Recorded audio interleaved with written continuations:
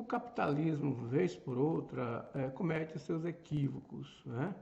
Às vezes os capitalistas imaginam que o capitalismo, ou seja, os seus lucros, eles não demandam o consumo, ou não demandam a mão de obra. É um equívoco monumental, evidentemente. No Tocantins, se tem notícia aí de que os agropecuaristas fizeram uma carta aberta, um manifesto, contra a elevação da taxa do Fundo Estadual de Transporte, o FET, ou seja, hoje é 0,2%, e há uma tendência aí, há um pedido, inclusive, na Assembleia de um deputado, para aumentar para 1,65%. Eu apurei no governo do Estado que o governo pode mesmo elevar a taxa do FET, né? Mas não para 1,65%, como fez Goiás na semana passada, contrariando aqueles empresários golpistas que invadiram a Assembleia Legislativa. Caiado refutou a manifestação dos agropecuaristas contrários ao FET lá de Goiás e elevou o FET da de Goiás para 1,65%. No estado do Tocantins, tudo indica que ficará na faixa de 1%, ou seja, aumentará de 0,2% para 1%. E onde está o problema? Ora, o agronegócio, não resta nenhuma dúvida, é o setor que mais faz uso das rodovias estaduais. As rodovias não suportam o peso dos caminhões que transportam, por exemplo, a soja, né? Inclusive a soja que vem do sudeste da Bahia.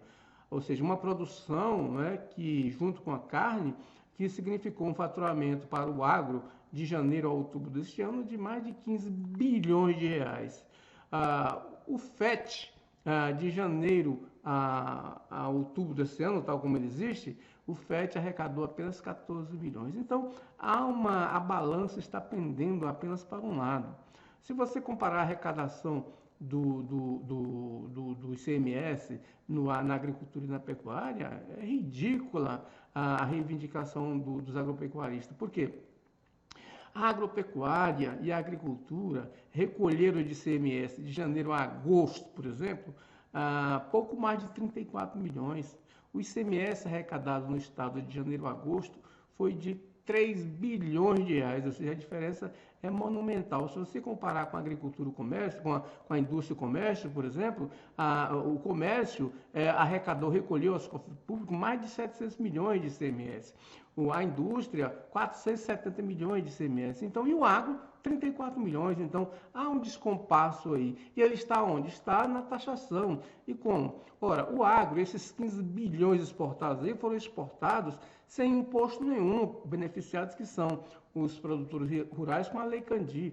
Internamente, ou seja, na circulação no Estado, ou seja, essa soja aí movimentando dentro do Estado, ela recolheu aos cofres públicos apenas 2% de ICMS. E essa é a alíquota aprovada pelos deputados e pelo governo que está em vigor, não é verdade? Então, agora, reclamar da elevação do FET de 0,2 para 1,6 é ridículo, na verdade, além do que, considerando que são os próprios produtores rurais que fazem uso em maior monta das rodovias estaduais, que detonam as rodovias aí com seus caminhões carregados de soja, levando a soja para os terminais da Ferrovia Norte-Sul, ou até mesmo para os portos, não é verdade? Já que o nosso modal rodoviário é prevalente na logística estadual. Então, faria bem aos produtores rurais rediscutirem essa situação, não é verdade?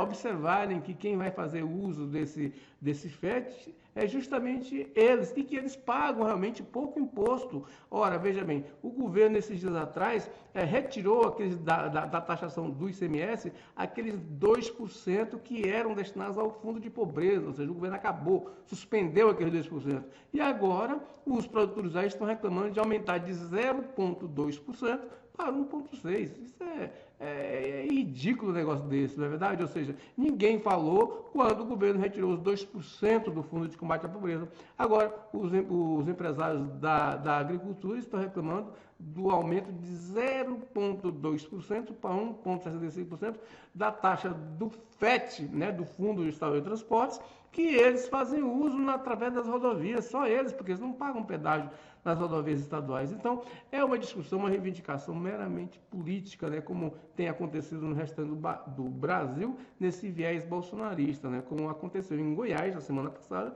com a invasão da Assembleia Legislativa por produtores rurais, reivindicando a não taxação do FET. Então, os produtores rurais são importantes para o Brasil? São, mas eles estão ganhando dinheiro às pencas, sem pagar, sem recolher o imposto devido. Agora, o consumidor não. O consumidor, quando vai lá no supermercado, ele paga aí, está pagando agora, 18% na alimentação, né, no arroz, no feijão, na carne. Aliás, na carne, muito mais ainda, porque a carne exportada termina influenciando no mercado interno com a elevação dos preços. Ou seja, a carne que o governo incentiva com a não taxação, a exportação, termina influenciando no aumento do preço, com o aumento da demanda em função da redução da oferta. Então, os agropecuaristas realmente estão, aquele ditado, chorando de barriga cheia. E olha que o governo deve mesmo encaminhar esse projeto para a Assembleia, porque é a competência do governo encaminhar esse tipo de projeto. E deve, para valer no ano que vem, ele tem que encaminhar este ano ainda. E estamos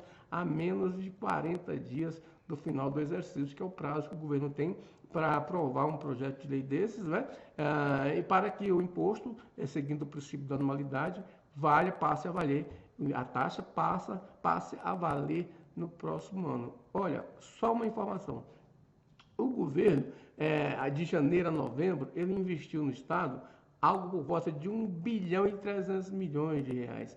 Mais de 700 milhões desses valores foram aplicados na recuperação de estradas. E o FET, esse fundo de transportes, arrecadou apenas 14 milhões no estado de janeiro a novembro. São dados públicos lá no portal da transparência. Então, mereceria uma maior reflexão dos agropecuários, que são importantes para o Estado, essa questão tributária no setor, um setor que produz muito, que vende muito, mas também exporta muito emprego para os outros países.